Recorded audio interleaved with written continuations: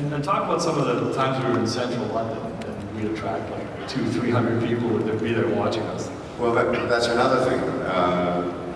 Again, the rules are interesting. You know, in Los Angeles, police officers could basically say, you can't walk here. And in London, they can't. People are very, very clear about their rights. And this sidewalk is mine. I paid for it. It's in the Magna Carta. And they would, we would get, sometimes when we did some of the scenes early on, certainly entering in and exiting from the subway stations in Piccadilly, we would get up to 3,000 people watching. Now the thing about that that's kind of amazing is that they actually did listen. So 3,000 people, you say, okay, our camera's aiming in this direction, now do you mind moving across the street? And you would watch this giant ant farm. Or maybe to the left, and I was like, oh my God, we'd never be able to do that back home. And they would never listen, they'd be like, Right, that picture was made the front page. Next one. But they in fact did it, and they were really cool. Well, actually a barrier. We would just put a barrier up and you'd say, go behind that barrier, and they did. Yeah. Crazy stuff. And Los Angeles, they would steal the barrier, but and there's an amazing scene actually, Mary Lynn, who plays Chloe. There was a really emotional scene where she first tells me that her husband and son were killed. And we're in a car, and what no one will know is that there were literally 5 feet in front of us, 2,000 people in a park watching us do the scene. And she looked at me and said, I don't know how to do this. And I said, internalize it. And so then she does the scene, and she's fantastic, and she starts to cry. And I said, wow, that came out of nowhere. And she said, no, I started crying because I couldn't believe 2,000 people were just sitting watching me in the car. I didn't know what to do. So, in many funny ways, it kind of helped us. see, that's how we get performance on 24. So in season 8, you look up at the satellite, you say you're going off the grid, and 24 hits. And then you get a phone call. Was it your worst nightmare or dream come true when you got that phone call? Or somewhere between maybe? Well, honestly, I think, you know, and this is a conversation with Howard as well, I think we left it open in season 8 because I think we had every intention of doing the film. And for a variety of reasons, that did not end up happening. This character has been the greatest gift in my career. So when I get a call from Howard, and I think I was doing a play on Broadway at the time, when I get a call saying, I've got this great idea, what do you think about doing it again? There's 5 minutes of poshing, oh my gosh, I could never do that, no, we put that to bed when we start. But it was you know, I was happy to get the call, and I don't think it took us long, all of us, you, myself, Howard, I think we re-signed up pretty quickly. But then once... Oh God, the panic. The panic was extraordinary because I think, you know, and if you honestly ask any of us, over the course of the 8 seasons, we'll never say we made a perfect season. Not for a second. But there was enough that we were proud of, that when we put it to bed after the 8 seasons, we were really proud of everything we did. So the idea of opening that up again and potentially damaging that was massive. And so for the 6 months between when we agreed to start shooting season 9 to shooting it, I had managed to turn myself inside out and into a complete mess. So by the time I got to London, when John first saw me, I was like, oh, and I didn't even know how to talk. And I remember the first 3 days that we were shooting, does this seem familiar? You know, is this anything like Jack Bauer? Is this, you know, I was so worried about not kind of serving the character and the story and and in all fairness, the franchise, 24, justice. I had done a number on this. Well, from my end, the very first shot, and it wasn't even planned, it just happened to be that way. If you remember, it was a big action day, the first day. And the very first shot that happened to be Kiefer's first shot as the returning Jack Bauer was a shot where the camera comes pushing forward and he's got his gun out. And it's a typical Jack Bauer pose and he goes flying by the camera and he looks at me and I go, yeah, we're back. It's just right away I knew that we're all good. But it wasn't that fast for me. The next shot was me jumping over a railing and falling 20 feet down to the beach. And it's one of the opening sequences. And I looked at John and I said, you know, I'm a little older. I don't know if I can get over that yet. If I can put another pad. But it's a different Jack Bauer. We saw a slightly different Jack Bauer. He's meaner, leaner, throws people out windows. He's just no remorse. He just went in there and sort of drove it. I think even in those last scenes when he was shooting those guys in the dock, he just kind of kept shooting them again, even after he shot them the first time. I mean, this was a meaner Jack. I mean, how did that? Well, that's one of my. Was that already in your head? Well, that's one of my favorite stories, and I'll get to that in a second. But the armor that we did have, and you have to understand, they count the bullets in front of you. That's right. They are so specific about, you know, have you ever held a gun before? Yeah. They asked that. And they really are very specific. But this armor was fantastic, and over the time we kind of got closer. And towards the end of the show, when we really started shooting people, and I was shooting people twice after they were dead, he was like, man, I love that part. I realized, oh my God, you're worse than anybody. But I think one of the things, we were so cognizant of trying to bring this, not necessarily to a close, but certainly evolve from what we've done, and we all have too. I mean, we've gotten older and everything else. And so, the thing that I liked about, I went back and watched the very first season, and most importantly, the very first episode. There was so much hope in this guy. You know, he was in his kitchen with his wife. He smiled a lot. Yeah, and the evolution of this guy is now he's, with everything that he's lost and everything else, and he's run out of patience.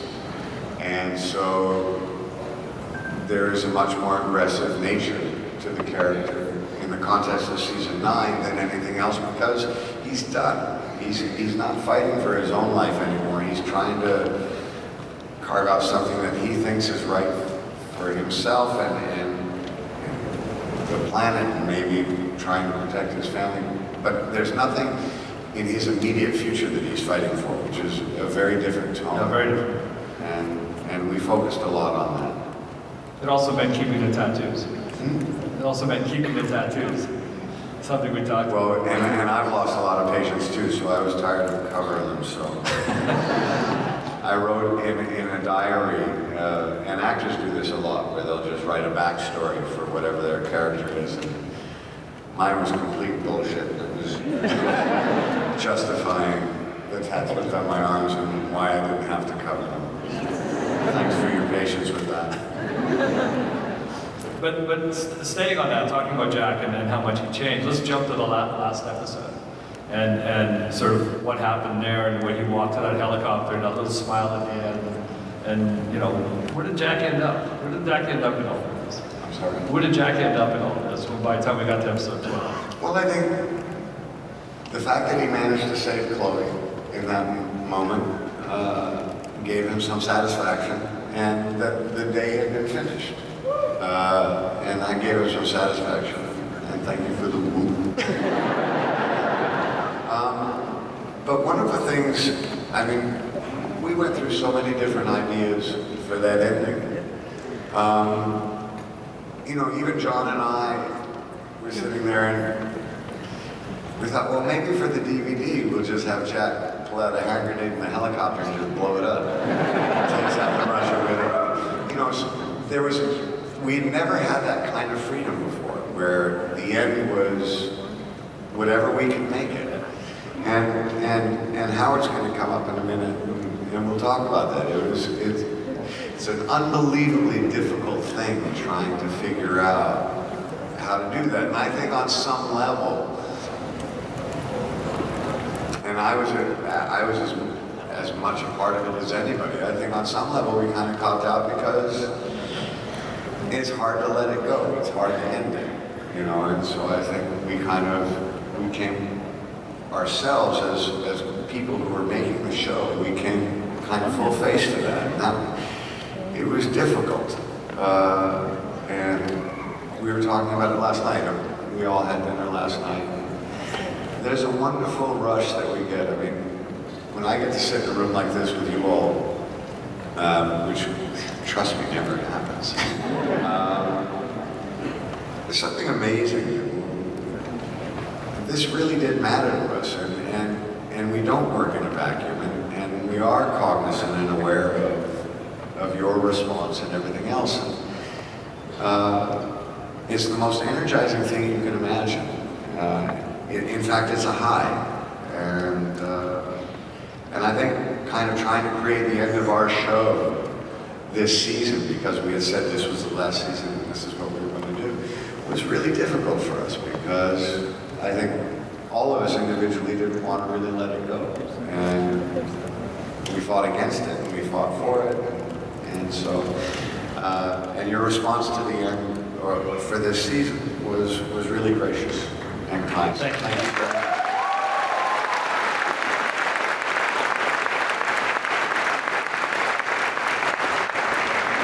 This year brought back a few characters and actors that we've worked with before. You had Mary Lou, of course, playing Chloe, you had Kim Raver, Audrey, and the wonderful Bill DeVay, who did incredible work this year. What was it like? Explain to people what it's like when these people come back. I mean, it's great, I think, from their point of view, because you get these characters that they know. But from our point of view, they're our friends. It's fun to have them back in our lives. Well, Kim Raver specifically, I mean, this is one of my dearest friends, and Mary Lynn, we work together all the time, and she's kind of got this odd thing going on around her, like there's a halo around her where you can't kill her. You know, we'd rather you die first. So she doesn't kind of come to the set with the same look of fear. You know? But Kim Raver, it's amazing. Kim Raver is someone who I met on this show. And the very first scene we did was a behind-the-scenes thing that was actually on a DVD, where I push her up against a wall, I undo her blouse, I put my hand around her back, and I kiss her. And there was a wall involved too. And what? There was a wall involved. Yes, and I push her up against the wall. And literally, I met her 5 minutes before we did this. And then met her husband. So it's a unique experience, and Kim is so unbelievably professional and such a great actor, and we laughed about this. And literally, I hadn't seen her for 2 years, and she walks on the set, and it picked up exactly like that. The only time where it gets kind of funny is when everybody goes out to dinner, and it's like, oh my God, how are the kids doing and everything else. But when the actors come on our set, and this is a real tribute to John, they're there to work. And everything just seems like, it's like that great friend that you've had that you haven't seen for 15 years, and then you kind of reconnect, and all of a sudden, it was like you were there in 10 minutes 15 years ago. It's like that. And Bill, working with Bill DeVay. He's crazy. He really is. Bill just wants to be playing polo. He's a great horseman. He's a great polo player. And he was the one guy in England who's like, I can't understand why they don't feed you better. The rest of us were, oh my God, did you see that building? Or did you go to Trafalgar Square? Did you, there were so many things to do. And he was like, I can't sleep. He was the fantastic fantastic miserable At traveler. the TV, it's like, there's only 15 channels. I can't watch anything. That's right. It's the funniest thing. But he was just incredible this year. The other thing, I've got to just give you a little heads up. When you get the Blu-ray, which all of you are going to get, when you rewatch this show, watch his wardrobe. Watch when his tie's undone. Watch, when he's got his jacket off, his shirt sleeves up. That is all Bill. And he had a very specific reason why he was doing all of it. When the shirt sleeves are up, when he's talking to the thing, he puts the jacket back on. But watch it. If you track it, it's actually really fun to watch his wardrobe, the shirt, the tie, all of that was his. He was really, really conscious about that. That's what actors do. They bring that to it. So, in speaking of that, talk about your process, Kiefer. So you get the script. Do you look at it? Do you start sort of memorizing it a week before or the night before? Like, what's the process once you've got sort of the words on the page? Okay, so he's cheating here. He's asking this question as a civilian, and it's so unfair. It depends when we get the script. When we start, we usually have 4 scripts. So you can prepare as much as you want to for those 4 leading up. Certainly, and doing 12 episodes or 24 episodes didn't seem to matter. As it gets towards the end, you get the scripts later, and you start learning stuff the night before. And it is what it is. Because that's when you get it. And sometimes that's a daunting task. You've got 6-7 pages to learn. It's a lot. Well, and certainly if you're shooting episodes 9 and 10, and they're going well, you're panicked to read 11 and 12. So you put that off as long as possible, which is kind of my problem. But you figure it out. The nice thing about, and it's funny because this is a thing that I've had to talk to other actors about. We were trained, and certainly when I started working in the early 80s, television was the end of your career. If you were doing television, that was the last stop, Texaco, and the next thing else was commercials, and then you were dead. You were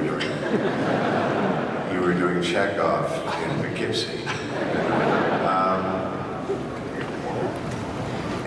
And the fear of television was playing a character over a long period of time.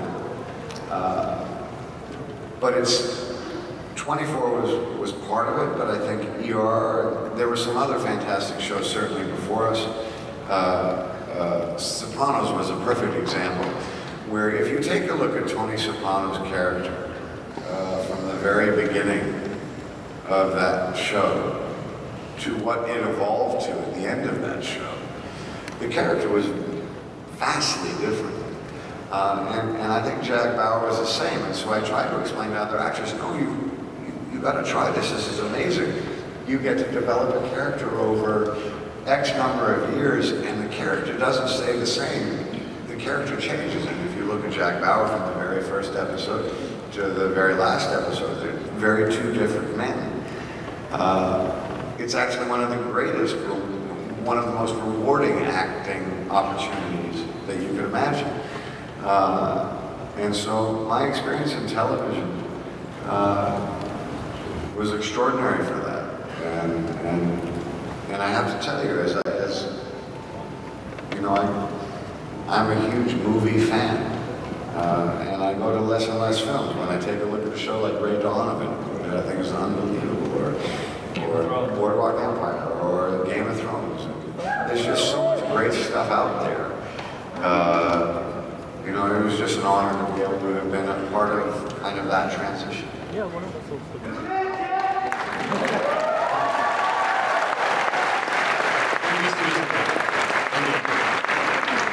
So now you're on set. So now you've memorized it, you're ready to go, and we get on set. And 24, again, I think is a little different than most shows. I do a lot of other shows. Especially, I think the writers gave us probably more freedom than they would most shows. We get on set, we work it out, we read it, we sort of block it out. Blocking is when you just sort of, you know, for those that don't know, you decide where all the characters are going to stand, where the cameras are going to be. But then we make adjustments. For example, one that I know that people would love to hear about is, how did you end up throwing the Red Queen from Game of Thrones out the window? Like, that wasn't the original concept. There was a slightly different concept, and it's something that we talked about, and you find something else. And the writers were always great. How many guys were great to letting us sort of, play that way. But in the end, it was my ego. I mean, that was an unbelievable actor. And as it was written, I come through the window and shoot her and kill her.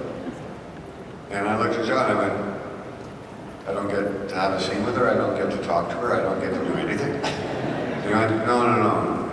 And as it stands, the episode's too long. So there's all these variable Other factors. And I went, no, that's not possible. I have to have a scene with her. She's fantastic. I at least want to be able to say I worked with her. So it was my ego. So we did a few lines. She's the strongest, shortest person you've ever met. She's wiry. I remember trying to wrestle her on the ground. I said, we can act this. She goes, no. I'm going to do it. And so I never actually got to have a scene with her because I spent the entire time just trying to hold her still. She was unbelievably strong. So by the time I actually chucked her out the window, I was quite happy.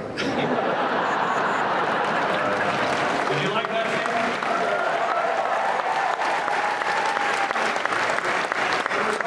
It was also a character that was the great nemesis for 8 episodes. Yeah, Michelle. And to just simply shoot someone I just didn't think was kind of that. So we said, would you mind if we threw her out the window? They said, oh no, that'd be great, yeah.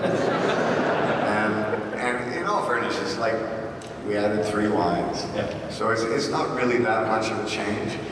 One of the reasons why the scene works so well, and I really do have to pay respect to this, in the UK, we had a stunt crew that was really great. The best that I've ever seen.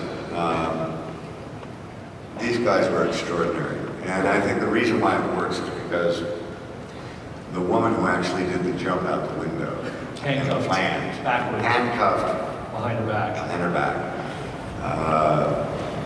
They did that so well, and he was such a kind of violent man that was really the payoff. And there was another one too. There was one with Ben Bratt where he puts his hand on the table. That was another one. And he says, "What's on the table here?" Explain that one too. Why that one worked.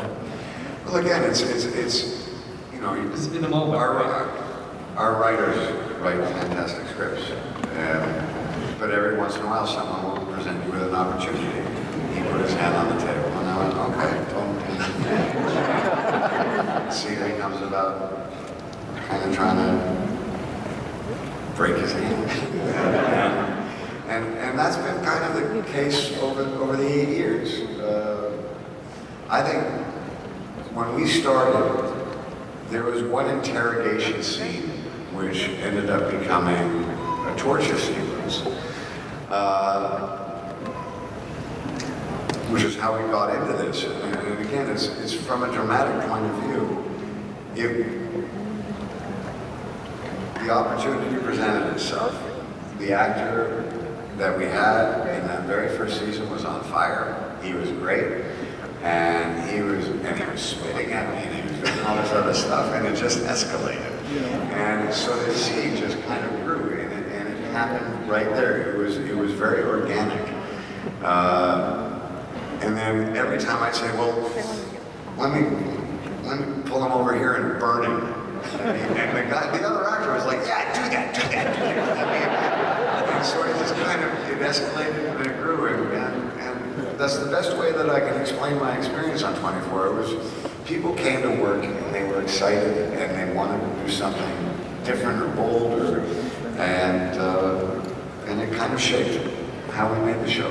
And they gave us the freedom to do it. And I think they gave us the freedom to do it. And I think that's a big part of it, because a lot of it is born on that day. Yeah. I mean, it's one thing to see, words on a page, but like you say, when you start getting in there and it starts getting physical and you're flipping tables, it all becomes very different. Well, it's one of the great things, and I think one of the reasons, I liken our show to a band, and most rock and roll bands break up, and some stay together for whatever reasons. We stayed together because everybody respected what everybody did. The writers were on the second floor, and we were on what we called the floor, and that's where we shot. We didn't go up there, and they didn't come. We didn't go up there and tell them what to write, and they didn't come down and tell us how to shoot. The writers wrote, the directors directed, the actors acted. Everybody did their jobs, and I think there was a great mutual respect across the board for everybody involved that allowed us to stay together. And I know Howard's out there somewhere and representing the writers. No, that freedom was extraordinary, and the faith that we had in each other was really important as well. One of the secrets, I think.